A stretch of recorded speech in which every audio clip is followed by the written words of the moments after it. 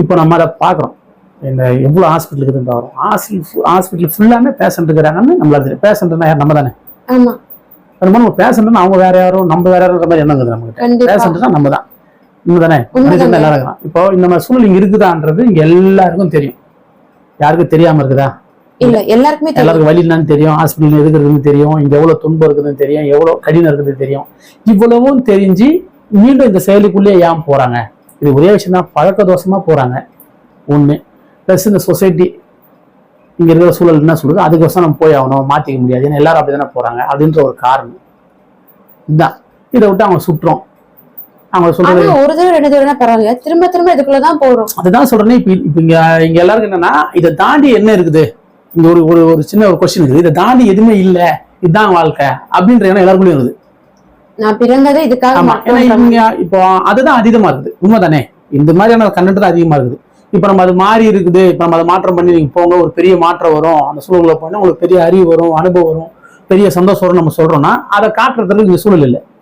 இங்க யாரும் அந்த அளவுக்கு காட்டாதனால அப்படி மீறி காட்டினா கூட அது மேக்சிமம் தெரிஞ்சு இருக்குது, தெரியாம இருக்குது. ரெண்டாவது ரொம்ப குறைவா இருக்குது. இப்போ குறைவா இருக்கிறதுனால யாரும் அது மாதிரி நம்ப முடியாதனால சரி நம்பி இப்ப எல்லாரும் கும்பலா போறோம், நானும் அந்த கும்பலோட போயிட்டு 10ஓட போனோம்னா போட்டா கொஞ்சம் தைரியமா இருக்கிற மாதிரி இருக்கும், நம்மளால போயிடலாமே அப்படின்னு போறாங்க. ஆனா அதை போய் எங்க போறாங்கன்னா, எல்லாரும் போய் மேல பெரிய பழத்துல மேல ஒரு பெரிய மலைக்கு கீழே போறாங்க அவங்க.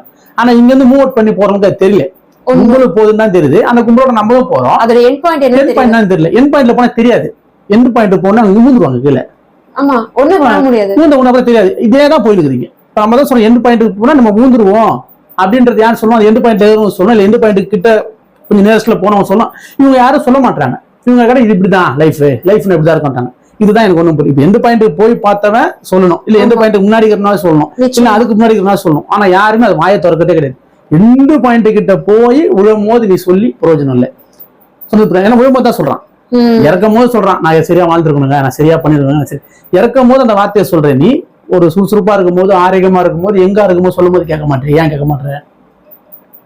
அதுதான் சொல்லிப்பாரு. அப்ப நீ ஏன் கேட்க மாட்டேன்னா, அப்ப மட்டும் சுறுசுறுப்பு இருக்குது, எல்லாம் முடியுன்ற எண்ணம் இருக்குது. முடியாத போது அது எப்போ ஒரு முடியாத போதும் அப்பதான் இந்த எண்ணம் தோணுது. அப்ப முடியும் போது தோண வேண்டியது இது. எல்லா வீரியமோ தைரியமோ அந்த உடம்புல அந்த இளமைன்ற ஆற்றல் இருக்கும் போது இதுக்கெல்லாம் கேள்விக்கும் பதில் எடுக்க வேண்டிய சூழல்.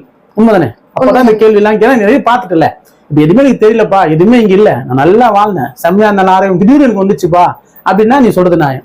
அப்படி கிடையாது இல்ல. உன்னோட பெத்தவங்களும் அந்த மாதிரி இருக்கிறாங்க, உன் கூடகளும் அந்த மாதிரி இருக்கிறாங்க. இல்ல சார், உன் வயசு கொண்டவனே அந்த மாதிரி நோயிலையும் துன்பத்தையும் சொல்றான். நம்ம எல்லாரும் இங்க பார்க்க தானே செய்யறோம். நம்ம பார்க்கலாம் போல. பார்த்தா நம்மளுக்கு ஏன் பயம் வரல? நம்மள ஏன் அந்த கொஸ்டினுக்குள்ள நம்ம ஏன் போல? நம்ம ஏன் அந்த கேள்வி கேட்க மாட்டோம்?